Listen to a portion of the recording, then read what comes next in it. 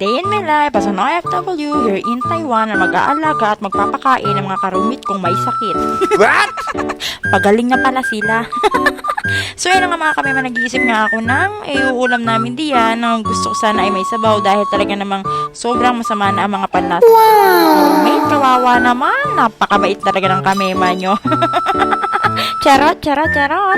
Sinilip ko nga kung mataas ang aking pagmumulan at tatalunin ko na lang sana, kaya lang na-realize ko ay masakit pag bumagsak ako.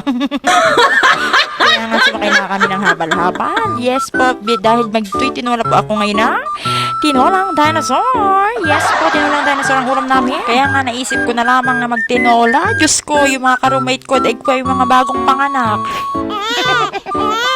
Natatawa na nga lang ako pag nakikita ko silang kanya-kanya ng upo. Diyos ko, Lord. Kumuha na nga ako ng papaya riyan. Bibili na lang ako ng papaya since yung papaya ko ay maliit.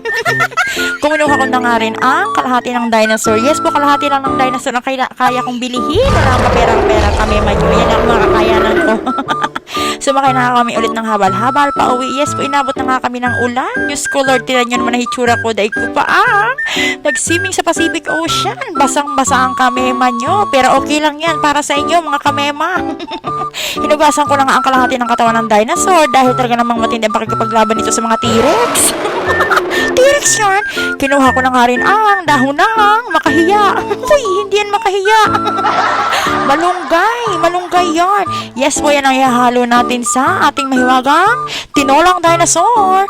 At nag-chop ko na nga po diyan ang papaya. Yes po, paghahati-hatian na natin yan ng ganyan. Diyos ko, Lord, kung pwede ko nga lang kainin pati buto, sayang. Diyos ko, Lord, napakamahal ng papaya. Kung pwede ko nga lang ihalo sa tinola yan, ay bakit hindi? Oh yes. Grabing kuripot yarn. Pagkatapos nga niyan mga kamema, ay pinagayat-gayat ko nga lang ng ganyan. Opo, yes po. Naalala ko ng mga bata pa kami ay talagang sold na kami kahit papaya lamang ang ulam. Pero bakit ngayon ay hindi ko na nararanasan yun? Nakakamiss din talaga mga kamema ang mga taga-buhay probinsya. Dahil talaga namang halos lahat ng mga pang-ulam at pagkain doon ay halos libre. Ganun na talaga siguro ngayong mga panahon mga kamema. Kahit saan ka man mapunta, kung saan mga syudad ay talagang lahat binibili. Diyos ko, Lord, lahat ay ginto ang presyo. Dahil mo pa talaga naman ang kailangan pong bilihin lahat. Pati hangin yata ay kailangan mo nang bilihin. Hangin na nga lang, hindi binabayaran ngayon. Diyos ko, Lord, hindi ako magugulat. Pagdating ng 2050 ay pati hangin ay babayaran. Oh my God. Hiwa-hiwa ko na nga lang dyan yung luya mga kamema dahil talaga namang marami akong ilalagay na luya pampaganda ng boses. Hindi mga kamema, talaga namang kailangan ko na maraming luya dahil yan ang isasahog ko sa tinulang dinosaur para naman mamatay ang langsa. Dahil sinamahan ko na rin ng isang buong sibuyas dahil wala akong bawang mga kamema. Naglagay na nga po ako dyan ng mantika at inilagay ko na ang luya. Yes po, at gagawin po natin yung kulay brown. At pagkatapos po niyan ay hinalo at minekos na ng inyong kamema.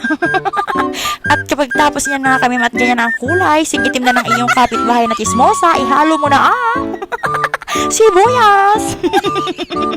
Minekos ko ng alang yan mga kamema. At kapag talaga namang nasote, yaman yon, sote. At kapag nasote nyo na nga, ay ilagay nyo na ang manok. Since nailaga ko na yung manok kanina para naman mas madaling pakuluan, ay ihahalo ko na nga lang yan dyan mga kamema. At konting pakulo na lamang yan. At ihahalo na natin ang mahiwagang papaya ng chismosa. Charot. Nilagyan ko na nga rin ng mga pampalasa mga kamema. Hindi ko na nga ibibida ang mga pampalasa. At alam nyo naman ang mga pampalasa niyan. Hindi ko na pa iisa-isahin pa. At pagkatapos nga yan mga kamema, ay nilagyan ko na ng isang patak ng chismosang bakla. Oh my God. Nilagyan ko na rin ng isang galong nawasa mga kamema at pinakulo ko lamang kasama ang malunggay. Yes po, at pagkatapos nga yan ay tatakpang ko na dahil baka may manghingi pa. Charot. Yun lang. Mwah.